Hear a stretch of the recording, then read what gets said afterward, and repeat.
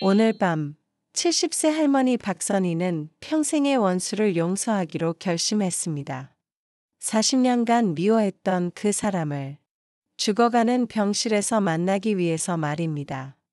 하지만 불과 몇 시간 전까지만 해도 선희는 그 이름만 들어도 분노로 떨었던 여자였습니다. 대체 무엇이 한 여자의 마음을 이렇게 완전히 바꿔놓은 걸까요? 지금부터 들려드릴 이야기는 미움과 사랑이 얼마나 가까운 감정인지를 보여줍니다. 저는 박선희입니다. 70이 훌쩍 넘은 나이에도 아직 작은 한식당을 운영하고 있죠. 하루 종일 손님들을 받고 나면 온몸이 쑤시지만 이 일만큼은 포기할 수 없더라고요. 이 식당이 제 인생 그 자체니까요. 오늘도 마감 정리를 하며 평소처럼 주방을 둘러봤습니다. 낡은 가스레인지, 수십 년 된 냉장고, 그리고 어머니께서 물려주신 오래된 요리책까지 모든 게 세월의 흔적으로 가득했어요. 그 요리책만큼은 정말 특별한 존재입니다. 노란 표지가 바래고 모서리가 해져서 언제 찢어질지 모를 상황이지만 도저히 버릴 수가 없어요. 어머니의 손때가 묻어있고 제가 젊었을 때 적어둔 요리 비법들도 빼곡히 들어있거든요.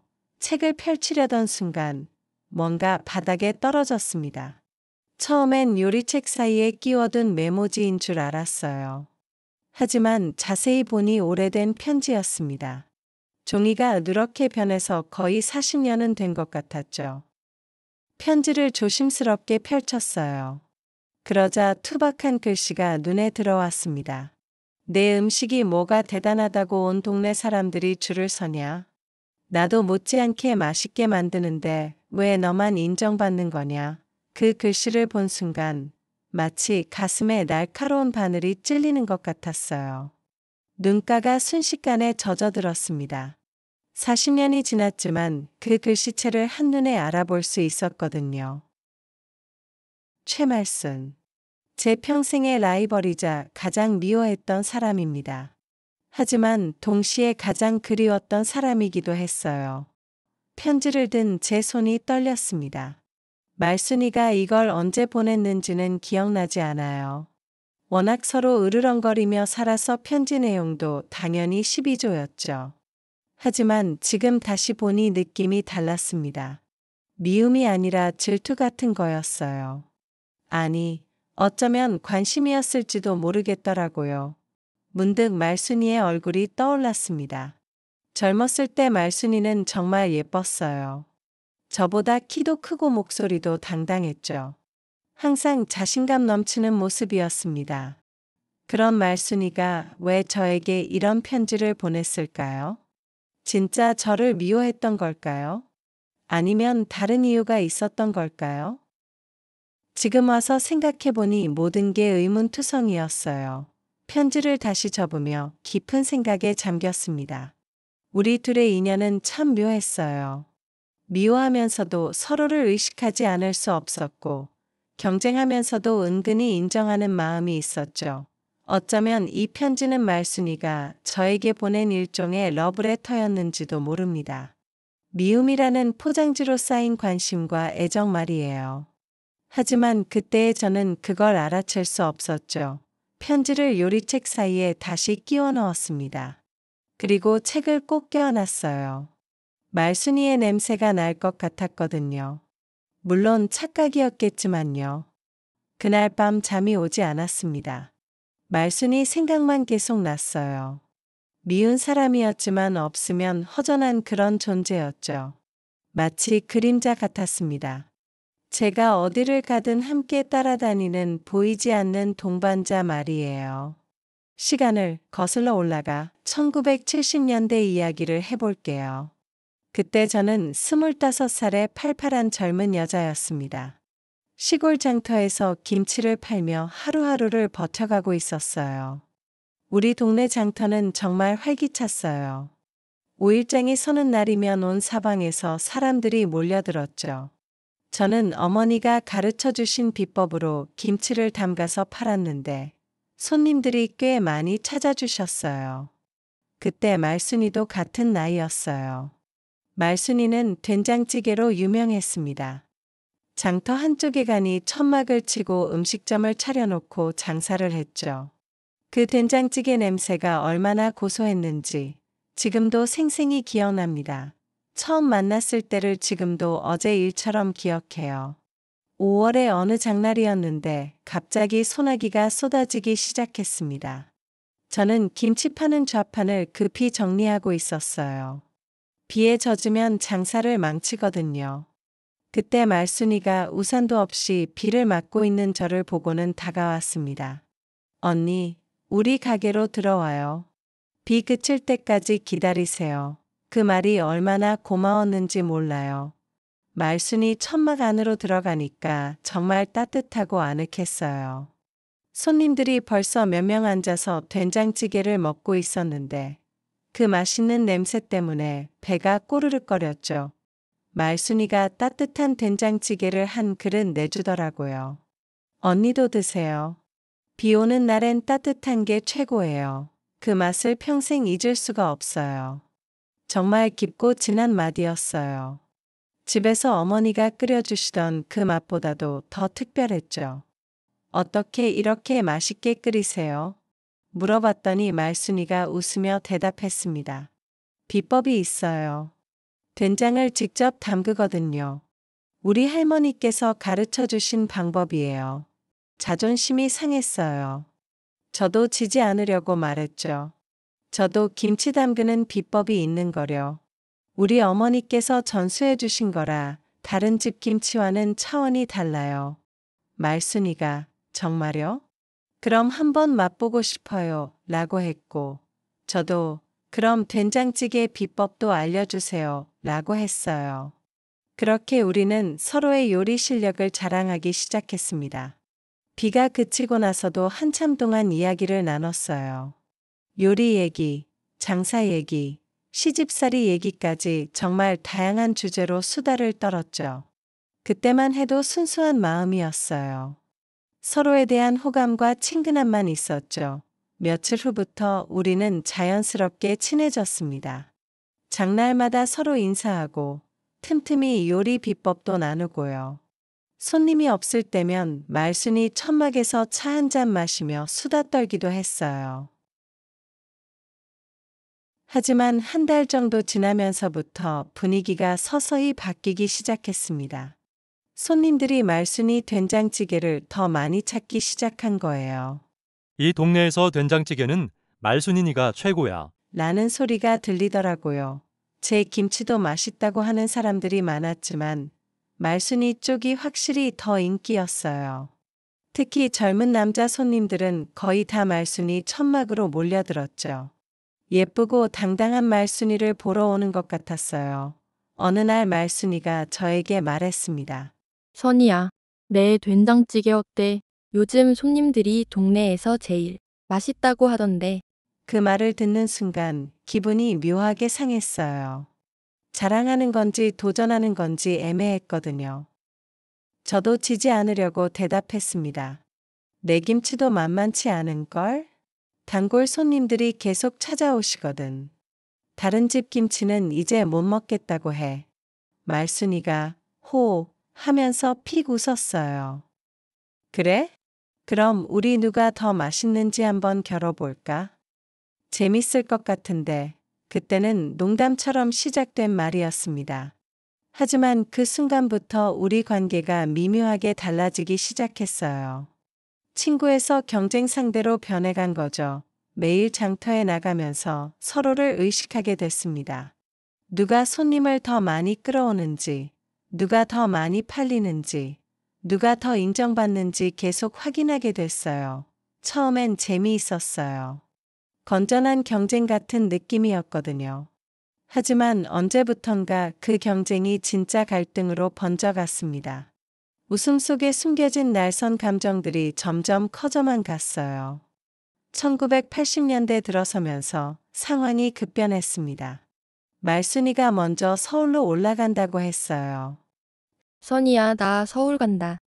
시골에만 있으면 안 돼. 꿈을 크게 키우려면 도시로 나가야 해. 그 말을 들었을 때 가슴이 철렁했어요. 미워하는 사람이라고 생각했는데 막상 떠난다고 하니까 서운하더라고요. 갑자기 웬 서울? 여기서도 충분히 잘 살 수 있잖아. 충분하긴 뭐가 충분해. 여기선 한계가 있어. 서울에 가서 큰 장사를 해 보고 싶단 말이야. 말순이의 눈빛이 야무지더라고요. 뭔가 단단히 결심한 표정이었어요. 저는 부모님 때문에 떠날 수 없었습니다. 아버지가 편찮으셔서 간병을 해야 했거든요. 농사일도 돌봐야 했고요. 아무리 서울이 좋다고 해도 부모님을 두고 갈 수는 없었어요. 말순이를 보내는 날 버스터미널에 갔습니다. 큰 보따리 2개를 든 말순이의 모습이 야무져 보이면서도 쓸쓸해 보였어요. 잘 가, 서울 가서 대박 나라. 그렇게 말하면서도 마음 한편이 허전했죠. 선이야, 너도 나중에 서울로 와. 둘이 합치면 더 큰 장사할 수 있을 거야.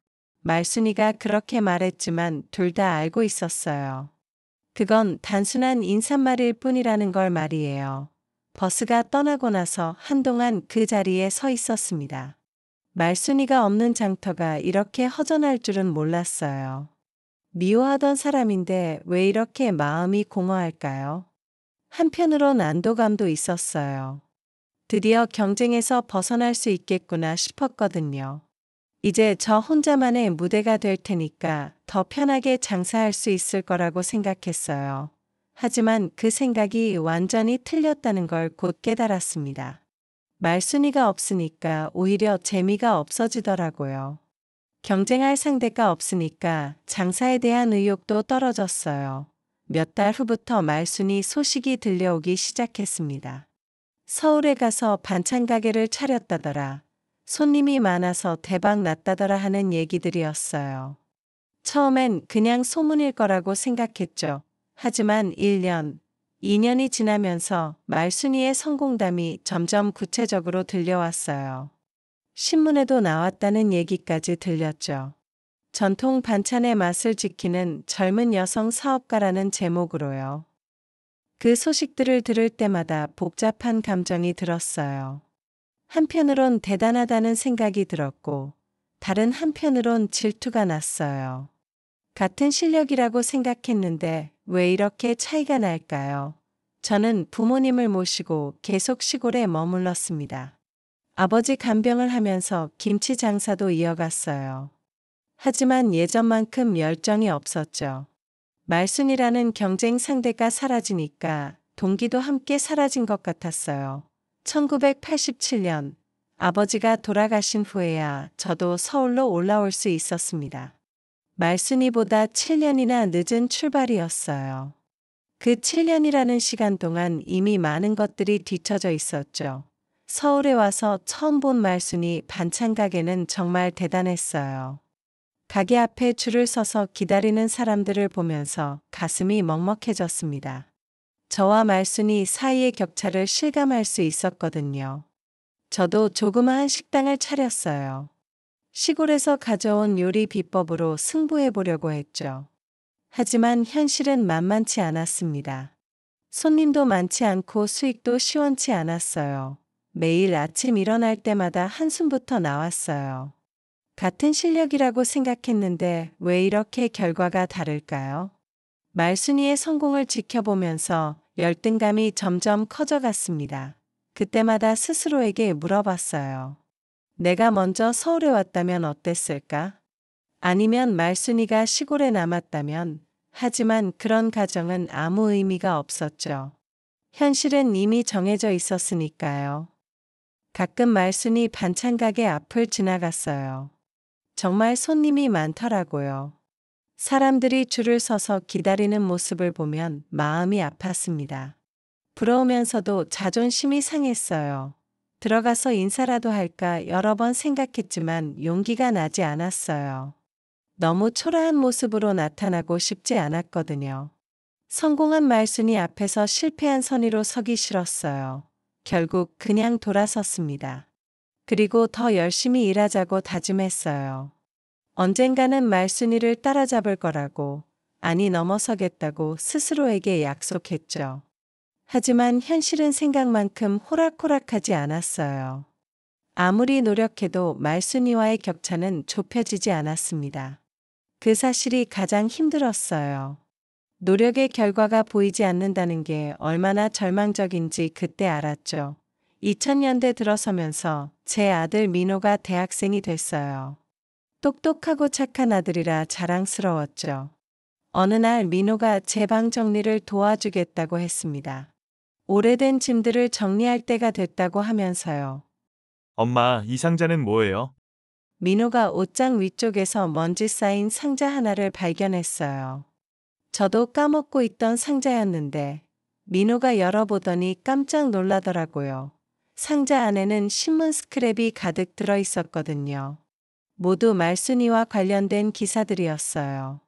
전통 반찬의 명가 최말순 대표, 서울 맛집 베스트 10의 선정, 성공한 여성 사업가의 비결 같은 제목들이 빼곡했죠. 제가 언제부터 이렇게 모았는지도 기억이 안 났어요. 그냥 신문에서 말순이 얘기가 나올 때마다 무의식적으로 오려서 모아둔 것 같았어요. 스스로도 왜 그랬는지 이해할 수 없었죠. 민호가 어리둥절한 표정으로 물어봤어요. 엄마, 이분 누구세요? 친구분이에요? 왜 이렇게 많이 모아두셨어요? 순간 말문이 막혔습니다. 뭐라고 대답해야 할지 모르겠더라고요. 친구라고 하기엔 너무 오래 연락이 끊어졌고 원수라고 하기엔 이상하잖아요. 게다가 이렇게 기사를 모아둔 것도 설명하기 어려웠고요. 그냥 옛날에 알던 사람이야 애매하게 대답할 수밖에 없었어요. 하지만 민호는 쉽게 넘어가지 않았죠.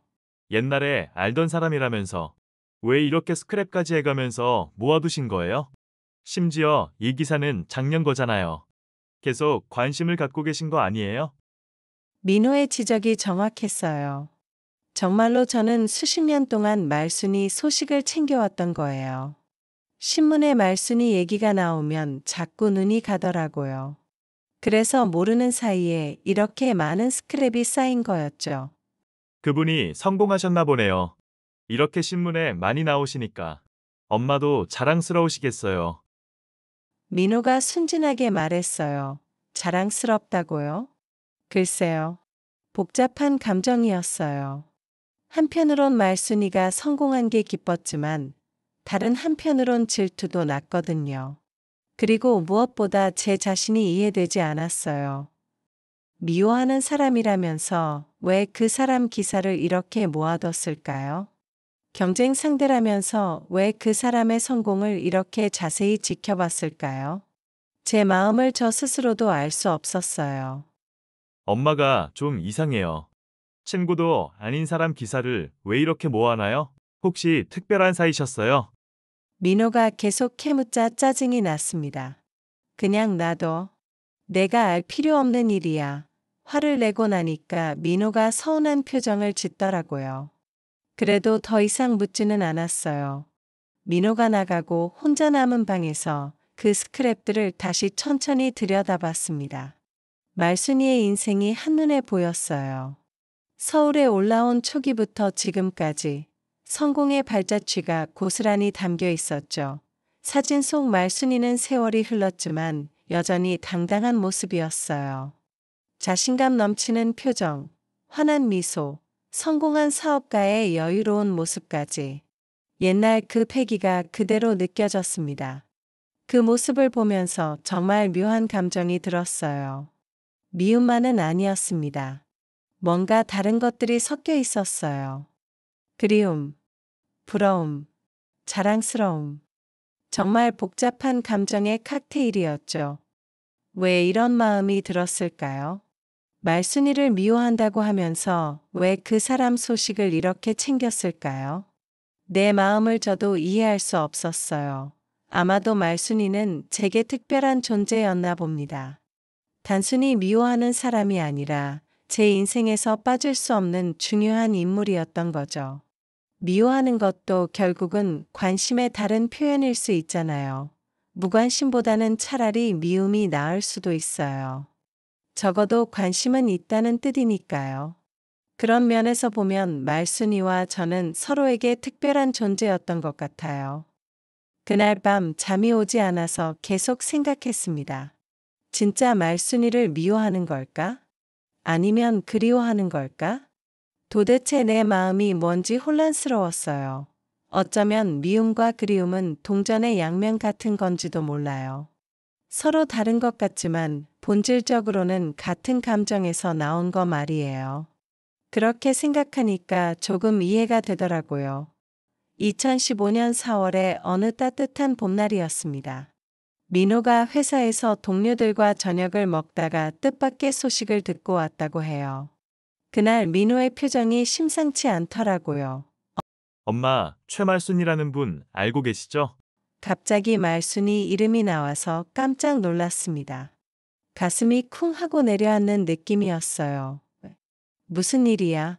최대한 평정을 유지하려고 했지만 목소리가 떨렸어요. 회사 선배 중에 그 동네에 사시는 분이 계시는데 그 유명한 반찬 가게 사장님이 지금 병원에 입원해 계신다고 하더라고요. 상태가 많이 좋지 않다고 해요. 순간 머리가 하얘졌어요. 말순이가 아프다고요? 그것도 심하게요? 온몸에 소름이 돋더라고요. 설마 하는 마음이었지만 가슴 깊은 곳에서는 이미 불길한 예감이 들고 있었어요. 어떤 병인데? 많이 심각한 거야? 목소리가 더 많이 떨렸습니다. 민호가 이상하다는 듯 저를 쳐다봤어요. 정확히는 모르겠어요. 병원에 입원한 지 오래되었다고 하더라고요. 그래서 가게도 문을 닫은 상태라고 해요. 가게 문을 닫았다고? 말순이가 그렇게 자랑스러워했던 가게를 말이에요. 그럼 정말 상태가 심각한 거 아닌가요? 갑자기 가슴이 답답해져서 숨쉬기가 어려웠어요. 그날 저녁 잠이 전혀 오지 않았습니다. 말순이 생각만 계속 났어요. 아직 70도 안 됐을 텐데 벌써 그렇게 아프다니. 도대체 무슨 병에 걸린 걸까요? 이틀이 지나도 마음이 편하지 않았어요. 일을 하면서도 자꾸 말순이 생각이 났죠. 지금 어느 병원에 있을까? 많이 아플까? 혼자 있는 건 아닐까? 온갖 걱정이 머릿속을 맴돌았어요. 민호에게 더 자세한 소식을 알아봐 달라고 했습니다. 엄마가 왜 그렇게 신경 쓰세요? 그냥 아는 사람이라고 하셨잖아요. 친하지도 않다면서요. 뭐라고 대답해야 할지 몰랐어요.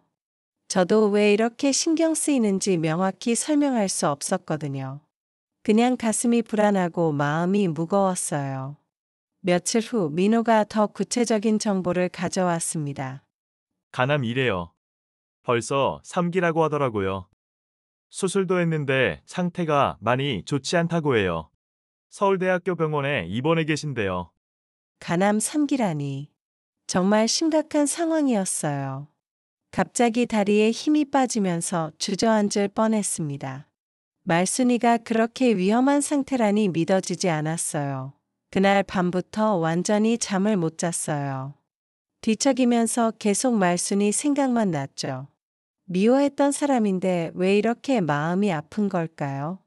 가슴 한구석이 찢어지는 것 같았어요.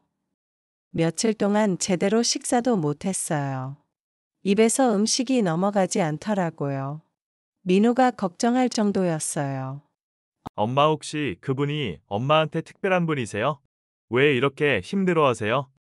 특별한 분이냐는 질문에 할 말이 없었어요. 특별하긴 했죠. 미워했지만 제 인생에서 빠질 수 없는 중요한 존재였으니까요.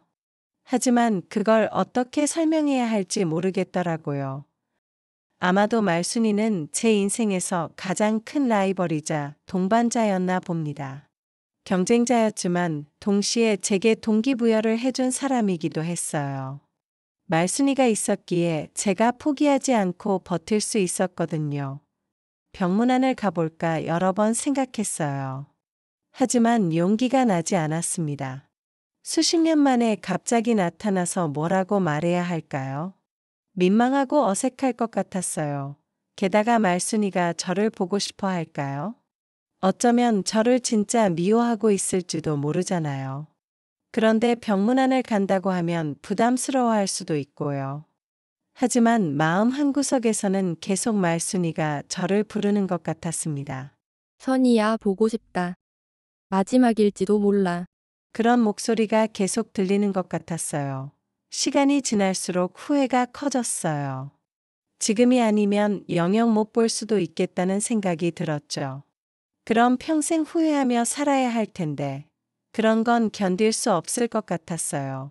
일주일째 되던 날 밤, 결심했습니다. 내일 병원에 가보자고요. 더 미루면 진짜 늦을 것 같았거든요. 용기를 내서 말순이를 만나보기로 한 거예요. 그날 아침 일찍 일어나서 준비를 했어요. 뭘 가져갈까 한참 고민하다가 과일 바구니를 사서 서울대학교 병원으로 향했습니다. 가는 내내 심장이 두근두근거렸어요. 병원에 도착해서 말순이가 입원한 병실을 찾아갔어요. 7층 707호실이었습니다. 복도를 걸어가면서 발걸음이 점점 무거워졌죠. 정말 이렇게 가는 게 맞을까 싶었어요.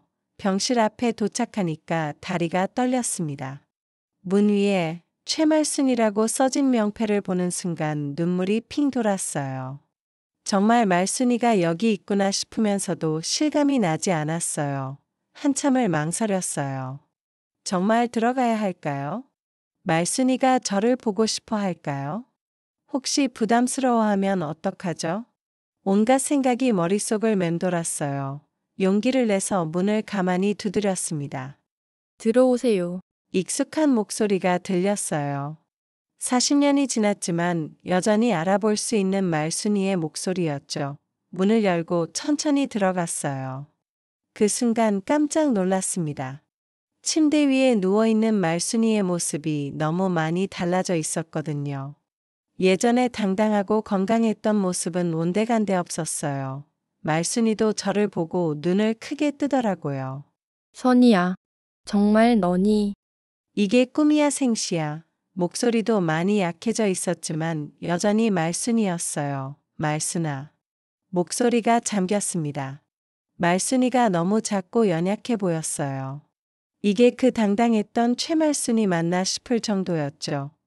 어떻게 알고 왔어? 누가 소식을 알려줬니? 말순이가 힘겹게 물어봤어요. 우연히 소식을 들었어. 많이 아프다고 해서. 더 이상 말을 이을 수 없었어요. 목이 메어서요. 잠시 서로 말없이 바라봤어요. 40년이라는 긴 세월 동안 쌓인 모든 것들이 그 순간 떠올랐습니다. 젊은 시절의 경쟁, 미움, 질투, 그리고 그 속에 숨어 있던 애증의 감정들까지요. 말순이가 먼저 눈물을 흘렸어요. 저도 모르게 따라서 울음이 터져 나왔습니다. 40년 동안 참아왔던 모든 감정들이 한꺼번에 쏟아져 나오는 것 같았어요. 선이야, 찾아와 줘서 진짜 고마워. 말순이가 떨리는 목소리로 말했어요. 당연하지. 바보야. 이럴 때 안 오면 언제 와? 저도 울먹이며 대답했어요. 그때야 깨달았어요. 우리가 그동안 미워했다고 생각했던 감정이 사실은 전혀 다른 것이었다는 걸 말이에요. 미움이 아니라 애정이었고, 질투가 아니라 관심이었어요. 병실은 조용했지만 따뜻했습니다. 말순이와 저 사이에 흐르는 묘한 기운이 있었어요. 40년 만의 재회였지만 전혀 어색하지 않았어요. 마치 어제 헤어진 친구를 만나는 것 같았죠. 많이 변했구나, 선이야. 말순이가 제 얼굴을 들여다보며 말했어요. 너도 마찬가지야. 우리 둘 다 할머니가 됐네. 웃으면서 대답했지만 마음은 아팠어요. 그래도 내 눈은 그대로야. 예전 그 선량한 눈, 말순이가 미소를 지었어요. 너도 그래. 아픈 거 빼고는 거짓말이었어요. 말순이는 많이 변해 있었거든요. 하지만 그렇게라도 말해주고 싶었어요. 서로의 손을 잡았어요. 주름진 손이었지만 여전히 따뜻했습니다. 이 순간이 얼마나 소중한지 둘 다 알고 있었어요. 어쩌면 마지막 만남이 될지도 모르니까요. 다음 날 또 병원에 갔어요. 말순이 상태가 어제보다 더 안 좋아 보였습니다. 하지만 제가 오니까 조금 힘을 내는 것 같더라고요. 그래도 얼굴에 미소를 지으려고 애쓰는 모습이 안쓰러웠어요. 선이야, 할 말이 있어. 말순이가 힘겹게 입을 열었습니다. 목소리가 많이 약해져 있어서 가까이 가야 들을 수 있을 정도였어요. 뭔데? 천천히 말해봐. 말순이 손을 잡고 격려했어요. 사실은 내가 만든 음식인을 부러웠어. 말순이의 고백에 깜짝 놀랐어요. 항상 자신만만했던 말순이가 저를 부러워했다고요? 무슨 소리야? 내가 나보다 훨씬 성공했잖아. 신문에도 나오고 유명해졌잖아. 이해할 수 없었어요. 성공은 했지만 내가 만든 음식에서는 뭔가 다른 게 있다고 느껴졌어. 정성이랄까?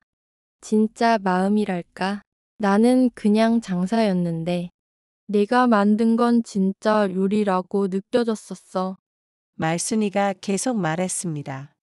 항상 잘난 척한 건 내가 두려워서였어. 내가 너보다 잘한다고 증명하려고만 했지. 그래야 내가 안심할 수 있을 것 같아서. 두렵다니? 뭐가 두려웠는데? 정말 이해가 안 갔어요. 너는 진짜 요리를 할 줄 알았으니까. 나는 그냥 돈 버는 게 목적이었는데. 넌 사람들을 행복하게 해주려고 요리했잖아. 그게 보였어. 네가 만든 요리에서. 그 말을 듣고 있으니까 눈물이 또 났어요. 제가 그동안 얼마나 오해하고 살았는지 깨달았거든요. 말순이도 저만큼 힘들었을 거예요. 경쟁에 지기 싫어서 가면을 쓰고 살았던 거죠. 말순아, 나도 고백할게. 제가 말순이 손을 더 꽉 잡고 말했어요. 나도 내가 있어서 버틸 수 있었어. 무슨 뜻이야? 말순이가 궁금해했어요. 내가 있었기에 포기하지 않았어. 너한테 지면 안 된다는 생각에 계속 노력했거든. 내가 없었다면 진작 그만뒀을 거야. 말순이가 희미하게 웃었어요. 그럼 우리 서로한테 도움이 됐네. 그런 셈이지. 내가 있어서 내 인생이 허전하지 않았어. 경쟁 상대가 있다는 게 외롭지 않았거든. 나도 마찬가지야. 내 소식 들을 때마다 왠지 모르게 기분이 좋았어. 아직 선이가 포기하지 않고 있구나 싶어서 그제야 알았어요. 우리가 서로를 미워했다고 생각한 그 긴 시간 동안 사실은 서로를 그리워하고 있었던 거예요. 미움이라는 가면 뒤에 진짜 감정을 숨기고 있었던 거죠. 말순이가 제 손을 꼭 잡았습니다. 고마워, 선이야. 정말 고마워. 네가 있어서 내 인생이 재미있었어. 나도 고마워. 평생 함께 해줘서. 경쟁하면서도 서로 발전할 수 있게 해줘서. 우리 참 바보같이 살았다. 말순이가 웃으며 말했어요. 그러게. 진작 이렇게 얘기했으면 좋았을 텐데. 40년이나 돌아왔네. 하지만 후회는 없었어요. 그 40년의 시간이 있었기에 지금 이 순간이 더욱 소중한 거니까요. 때로는 돌아가는 길이 가장 확실한 길일 수도 있잖아요. 선이야, 마지막 부탁이 있어. 말순이의 목소리가 더 작아졌어요. 뭔데 뭐든지 해줄게. 내가 죽으면 너만 기억해줘. 우리가 친구였다는 것만 기억해줘. 바보 같은 소리 하지 마, 안 죽어. 나랑 더 많은 얘기 나눠야지. 하지만 말순이 상태를 보니까 그런 말이 허언이라는 걸 알 수 있었어요. 약속해, 선이야. 미워하는 사람으로 기억하지 말고 친구로 기억해줘. 당연하지. 우리 진짜 친구잖아. 40년 동안 서로 생각해준 친구 말이야. 말순이가 안도하는 표정을 지었어요. 그리고 조용히 눈을 감았습니다. 깊게 잠든 것 같았어요. 제가 손을 잡고 있으니까 편안해 보였죠. 그날 밤, 말순이는 그렇게 조용히 세상을 떠났습니다. 며칠 후 말순이의 장례식이 있었어요. 정말 많은 사람들이 왔더라고요. 단골 손님들, 직원들, 동업자들까지. 말순이가 얼마나 많은 사람들에게 사랑받았는지 알 수 있었어요. 장례식장 곳곳에서 말순이에 대한 추억담이 들려왔습니다. 정말 대단한 분이셨어요. 음식도 맛있고 인심도 너무 좋으셨죠. 우리 동네의 자랑이었어요. 그런 얘기들을 들으면서 뿌듯했어요. 말순이가 많은 사람들에게 인정받으며 살았구나 싶었죠.